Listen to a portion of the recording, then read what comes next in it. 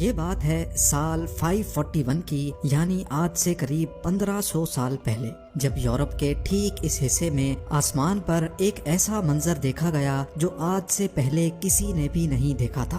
عجیب شیپ کے کافی گھنے اور کالے بادلوں نے آسمان پر ڈیرا ڈال دیا تھا، اور یہ اتنے گھنے بادل تھے کہ انہوں نے سورج کی روشنی کو بھی پوری طرح سے روک دیا تھا۔ پہلے تو یہ سمجھا گیا کہ یہ بادل بارش برسا کر غائب ہو جائیں گے، لیکن ایسا سوچنے اور سمجھنے والوں کو کہاں معلوم تھا کہ یہ بادل کچھ ایسا کرنے والے ہیں جس کو ہمیشہ کے لیے یاد رکھا جائے گا۔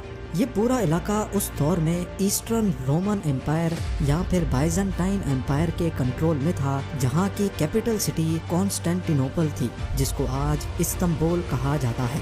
اور یہ عجیب و غریب منظر بھی استنبول یعنی اس وقت کے کانسٹینٹینوپل میں ہی دیکھا جا رہا تھا۔ کچھ گھنٹے گزرے، پھر کچھ دن، اور پھر کئی ہفتے، لیکن یہ انوکھے بادل نہ ہی برس رہے تھے اور نہ ہی آسمان کو چھوڑنے کا نام لے رہے تھے۔ دن بدن یہ معاملہ کافی سیریس ہوتا جا رہا تھا، اور اب بات یہاں تک پہنچ چکی تھی کہ پچھلے کئی ہفتوں سے کانسٹینٹینوپل نے سورج کی شکل تک نہیں دیکھی تھی۔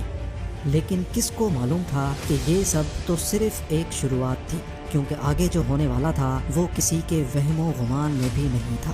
ایئر 541 میں کانسٹینٹینوپل پر ایک بہت بڑی مصیبت آ چکی تھی۔ اس دور میں بھی یہاں 10 لاکھ سے زیادہ لوگ رہتے تھے، اور پچھلے کئی ہفتوں سے بادلوں کے سائے نے سارے لوگوں کو کافی بے چین کیا ہوا تھا۔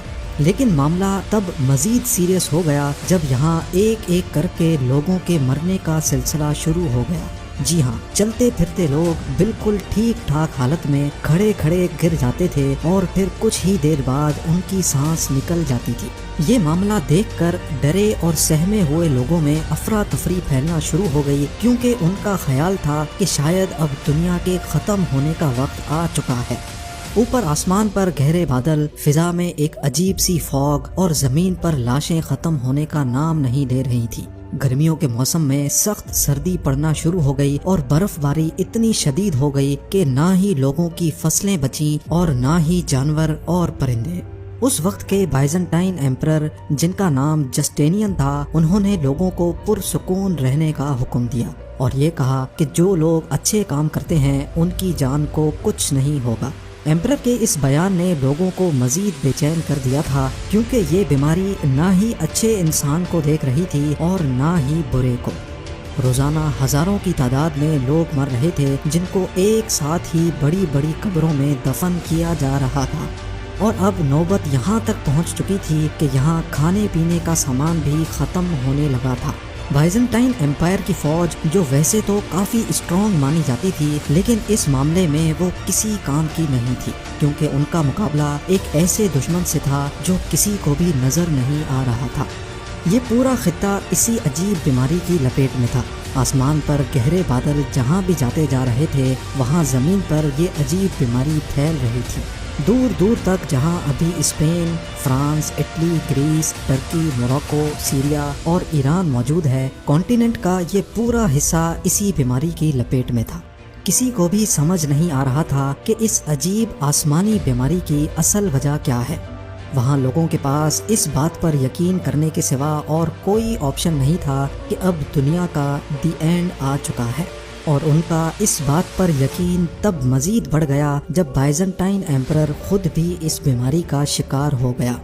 یہ بیماری ہسٹری کا سب سے پہلا ریکارڈڈ پینڈیمک تھا، جو آج پلیگ آف جسٹینین کے نام سے جانا جاتا ہے۔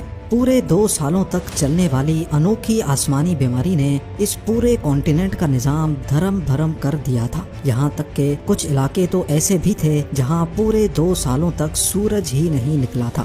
لیکن کسی کو اس مسٹری کی اصل وجہ معلوم نہ پڑ سکی۔ کالے بادلوں کا خوفناک سایہ، گرمی کے موسم میں برف باری کا پڑنا، فصلیں، جانور اور پرندوں کے ساتھ ساتھ انسانوں کا بھی مر جانا اس بات کی نشانی تھی کہ یہاں کچھ تو ایسا ضرور ہوا تھا جو کسی بھی صورت میں نارمل نہیں تھا۔